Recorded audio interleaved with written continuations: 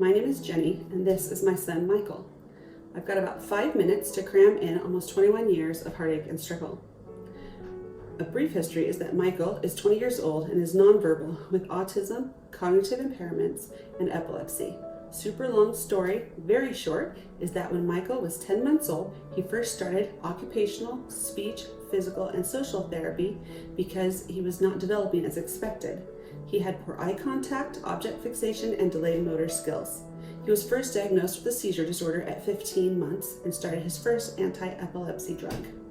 When Michael was 18, we ordered a genetic epilepsy panel and finally found an answer, the rare disease SYNGAP1. It was a great relief to have a name to his disorder and to know the origin of his difficulties and connect with others who are experiencing the same things. Our life looks different than most because it revolves around keeping Michael safe, happy, and continually progressing.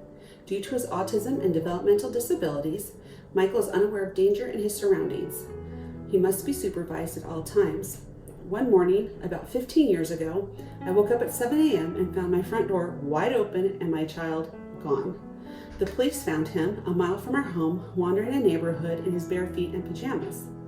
Michael loves to explore, so we live in lockdown with a fully fenced-in yard to keep him safe from wandering into the street or just wandering off. His needs determine where we can live and limit our options. Behavior and safety issues due to autism and cognitive deficits limit our ability to go out on normal activities as a family.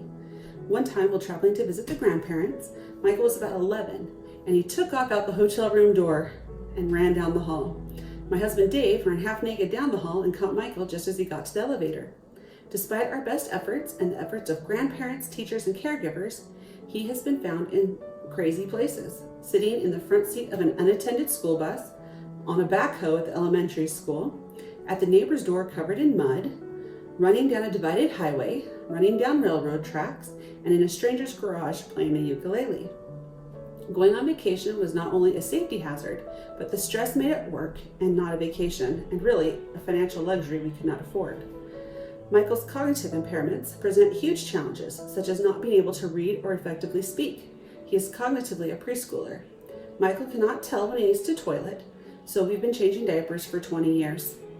When he takes off, he can't tell people his name or where he's from. He can't read to follow directions to get back home. Michael runs on instinct, and if he wants something, there's almost no stopping him.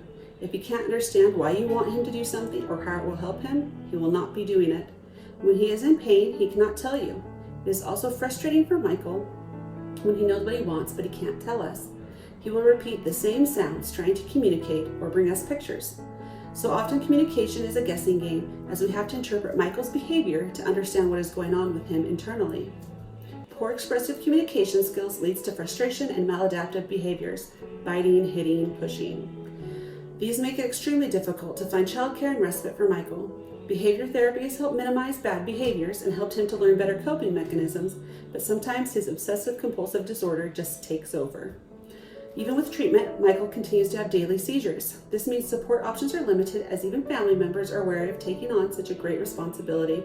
It also limits the ability for Michael and his siblings to form extended family bonds because travel to see family is restricted due to difficulty and safety issues. His seizures limit what is allowed in the home for safety, even though they are ordinary items like mirrors, side tables, picture frames, etc. He must have a responsible adult for one-on-one supervision outside of the home and constant supervision in the home. Outings must be planned and analyzed, and all safety issues and appropriate contingencies in place before we leave home. One time we planned a trip to look at Christmas lights with our youth group and had to avoid him seeing the horse-drawn carriage rides there.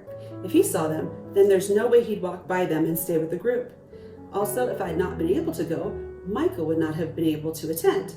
It is exhausting to think and plan for all the various contingencies and attend all activities. My greatest health concern is what decades of seizure medications will do to Michael's kidneys and liver. He's already been on them for over 18 years. And hoping that my back will continue to hold out. Overall, Michael is a happy young man who finds joy in the simple pleasures in life, like music, horses, and trains. His siblings are unaware of what a normal life is, but they also love Michael and enjoy playing simple games with him and making him laugh. Our family certainly has a unique situation, and we wouldn't wish our challenges on anyone else, but we are grateful to have such a fun and cheerful son who makes the sacrifices worthwhile.